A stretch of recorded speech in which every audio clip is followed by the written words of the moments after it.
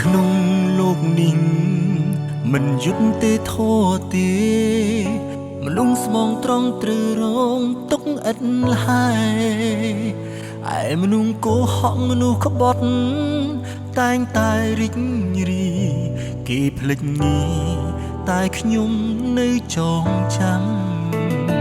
ពីមុនគេជ្រឹងយើងព្រោះគេគ្មានជំរឹង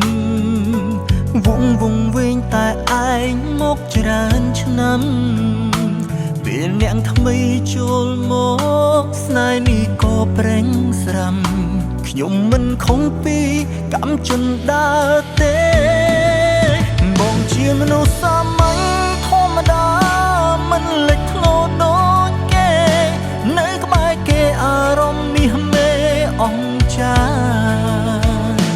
អូនមានមោទនភាពមានគេជាសង្សា